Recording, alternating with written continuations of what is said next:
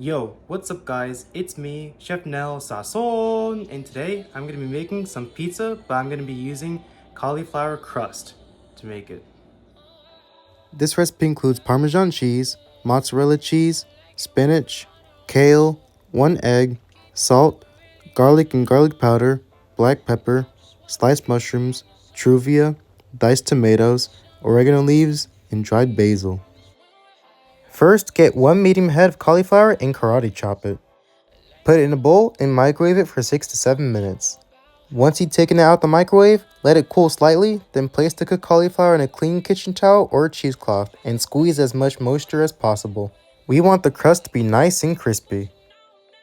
Take out the juice and in the bowl combine the squeezed cauliflower, teaspoon of salt, half teaspoon of garlic powder, half teaspoon of oregano leaves, half teaspoon of basil leaves, quarter cup of Parmesan cheese, 1 egg, and a half cup of mozzarella cheese and mix well. Now that we have formed our pizza dough, transfer it to a prepared baking sheet and shape it into a pizza crust. Bake it at 400 degrees Fahrenheit for about 20 to 25 minutes. Look at how much juice we have from this cauliflower. This is amazing. While our crust is baking, get a pot and heat up half teaspoon of olive oil, then combine a clove of minced garlic, a 14.5 ounce can of diced tomatoes, a quarter teaspoon of dried oregano, a quarter teaspoon of dried basil, eighth a teaspoon of garlic powder, a dash of salt and pepper, and a dash of truvia. Then bring the mixture to a simmer over medium-low heat.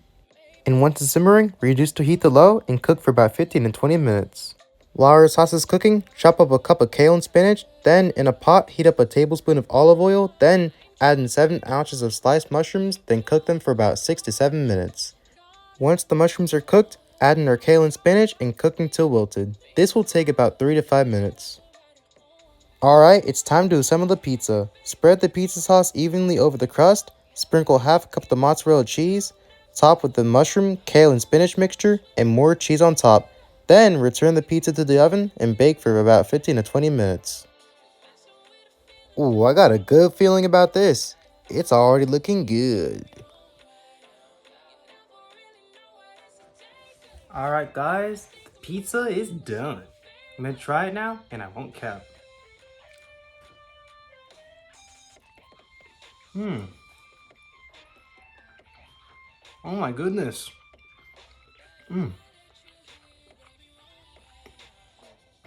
This is so good. I'm gonna tell you, the fact that I made my own sauce and I put kale, spinach, and mushrooms, this is so good. And I'm telling you, for the crust, I don't really taste the cauliflower.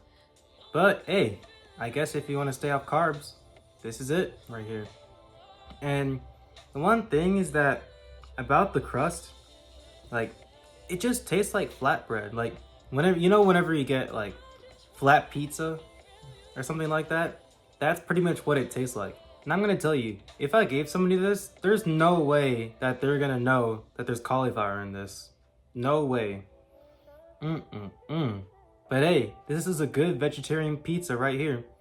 Some cheese, homemade pizza sauce, and then cooked mushrooms and spinach and kale, and that crust. This pizza is just something I cannot get over. And the other thing is that it smells like an Italian household right now. That's for sure.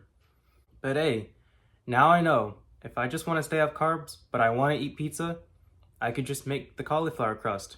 That's what I can do. And hey, maybe next time I could probably make a vegan pizza, but who knows? Alright guys, this is the end of the video. Thanks for watching, and please make sure to like, comment, and subscribe. Peace!